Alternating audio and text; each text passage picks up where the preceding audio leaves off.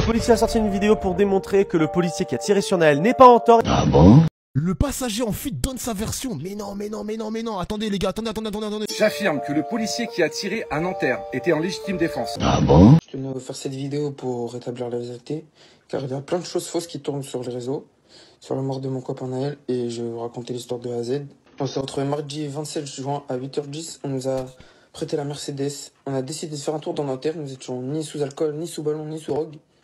Au bout de quelques minutes, nous nous sommes retrouvés sur la voie de bus, sur la Jolie-Curie. Nous étions en train de rouler quand j'ai aperçu les motards de la police qui se sont mis à nous suivre. Ils ont mis les gyros. On a fini par s'arrêter au niveau de la rue Pasteur François Arago. Au premier policier est venu à demander à Naël de baisser la fenêtre, ce qu'il a fait, Naël. Il a baissé la fenêtre. Et il lui a dit « coupe le moteur ou je te shoot ». Et il lui a mis un premier coup de crosse. Ensuite, le deuxième est arrivé, il lui a aussi mis un coup de crosse et s'est placé au niveau du pare-brise face à... Ok, donc coup de crosse, c'est ce qu'on a vu, hein. C'est ce qu'on a vu, les gars. On le voit sur la vidéo parce qu'il y a un viewer qui m'a expliqué. Et sur son Snapchat, il avait précisé qu'il y avait eu le coup de crosse. Le policier est accoudé sur le capot du véhicule. Il ordonne au conducteur de ne pas démarrer. Au premier policier est venu à demander à Naël de baisser la fenêtre, ce qu'il a fait, Naël. Il a baissé la fenêtre. Et il lui a dit « coupe le moteur ou je te shoot ». Et il lui a mis un premier coup de crosse. Ensuite, le deuxième est arrivé, il lui a aussi mis un coup de crosse et s'est placé au niveau du pare-brise. Si le conducteur démarre, le policier se retrouve bloqué entre le muret et le véhicule. Si le conducteur choisit ne serait-ce que de tourner le volant de 10-15 degrés, le policier est coincé entre le mur et le capot du véhicule. Il peut donc mourir. Ordonne encore une fois au conducteur de ne pas démarrer. Le second passager du véhicule que conduisait Naël s'est présenté ce matin aux enquêteurs. Il affirme aujourd'hui que le conducteur a démarré sans le vouloir après avoir reçu des coups de crosse. Hugo Puffnet, Tu vois, vous voyez les gars? Le policier qui est au niveau de la fenêtre lui braque une arme sur la tempe et lui dit « bouge pas ou je te mets une balle dans la tête ». Le second policier lui dit « shoot-le ». Il démarre, il est obligé de tirer. Regardez bien, le policier est projeté. Oui, il est projeté contre le mur. Et sauf que c'est compliqué parce qu'en fait là le passager qui était à côté de Naël là, etc. Il explique que Naël en fait il a pris des coups de crosse dans le visage et c'est à cause de ça que sans faire exprès il a lâché le frein et que la voiture elle a démarré. Donc en fait est-ce que c'est pas aussi de la faute du policier qui a causé en tapant Naël le fait que la voiture elle soit repartie? Après il aurait dû normalement couper le contact, mais est-ce que déjà c'est pas aussi un tort du policier d'avoir frappé au visage Naël? Parce que c'est clair que dans cette situation on voit bien là le mur il est tellement près, Naël s'il met un coup de volant à droite il explose le policier contre le mur, il perd ses jambes et oui, mais il peut même mourir, tu vois. Donc là ouais je comprends l'histoire de légitime défense. Donc en fait est-ce que c'est pas aussi de la faute du policier qui a causé en tapant Naël le fait que la voiture elle soit repartie? C'est pas aussi de la faute du policier qui a causé en tapant Naël le fait que la voiture elle soit repartie? Là, va menacer. C'est ce qu'on nous apprend en école de police. Je vais le menacer, je vais lui faire peur pour qu'il arrête. Comment tu veux obtempérer avec un calibre sur la tête déjà? Qui ne serait pas en stress? Qui ne serait pas en panique? Au bout d'un moment, faut arrêter. Ils auraient pu tirer sur les pneus. Oh là, il y a un protocole à suivre. Je vais te tirer une balle dans la tête. Arrête-toi. Il comprend toujours pas. On sait ce qu'il va faire, il va démarrer. Ah bon? Le second passager du véhicule que conduisait Naël s'est présenté ce matin aux enquêteurs. Il affirme aujourd'hui que le conducteur a démarré sans le vouloir après avoir reçu des coups de crosse. Le policier va tirer quand le véhicule démarre. S'il y avait eu une course-poursuite, aurait-il mis en danger d'autres policiers? Ça je suis d'accord. Aurait-il mis en danger des passants, la population? Parce que sur ça je suis d'accord parce qu'en fait il y a même une autre vidéo qui a tourné sur les réseaux où on voit clairement Naël qui conduit n'importe comment. Vous voyez il double en sens interdit sur un zébra, il fait n'importe quoi. Donc sur ce point là oui. Par contre, ça justifierait entre guillemets le fait que voilà il est tiré parce que c'était un danger public et qu'à tout moment il aurait pu renverser quelqu'un, tuer quelqu'un, etc. En fait c'est super dur de juger. Et de toute manière le policier au moment où il a tiré il savait pas ça qu'il conduisait n'importe comment. Le policier au moment où il a tiré il savait pas ça qu'il conduisait n'importe comment. Au moment où il a tiré il savait pas ça qu'il conduisait n'importe comment.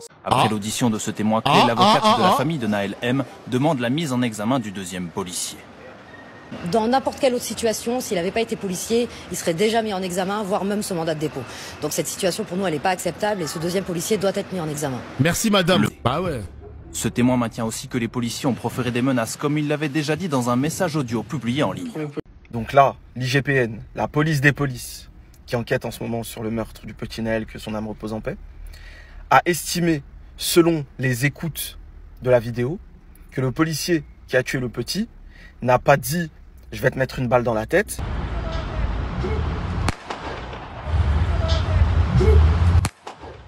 Mais, je cite, coupe le contact, genre, les mains derrière la tête. Putain. Donc on est des millions à avoir mal entendu. Il y a une vidéo avec du son, mais genre ça suffit pas.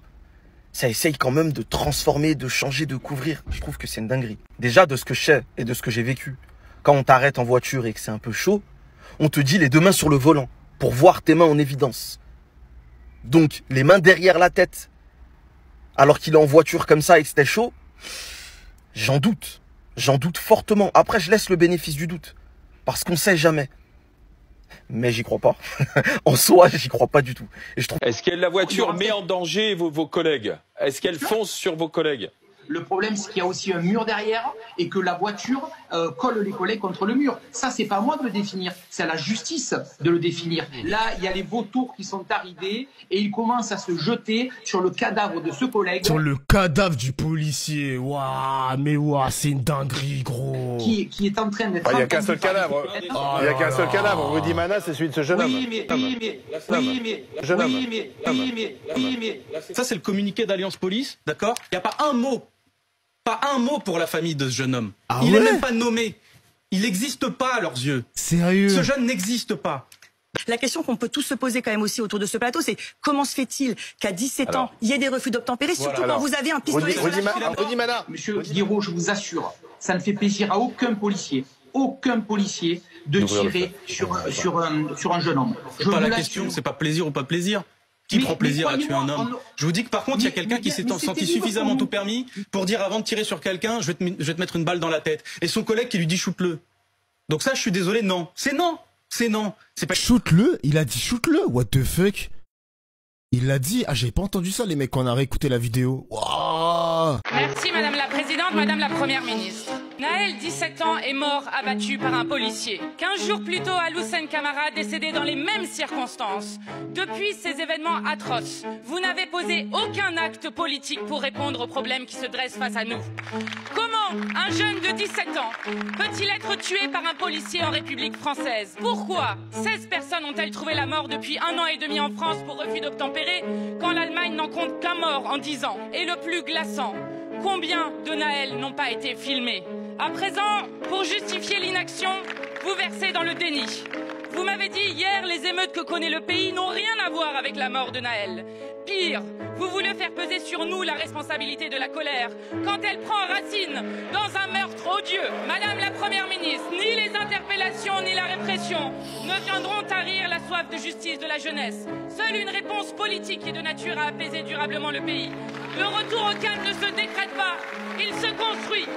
Lorsqu'Alliance Police et l'UNSA parlent d'entrer en guerre contre des nuisibles, ils ne parlent plus la langue de la République. Voici ce qui devrait interpeller fortement votre gouvernement et les relais d'opinion dans ce pays. Regardez la situation en face, Madame la Première Ministre. Il faut un débat à l'Assemblée nationale. Quand prendrez-vous au sérieux les propositions que nous vous faisons? Êtes-vous, oui ou non, favorable à l'abrogation du permis de tuer de la loi Cazeneuve, qui a provoqué l'explosion du nombre de morts en cas de refus d'obtempérer? Allez-vous, oui ou non, créer un comité vérité et justice pour faire toute la transparence sur les cas de violence policière?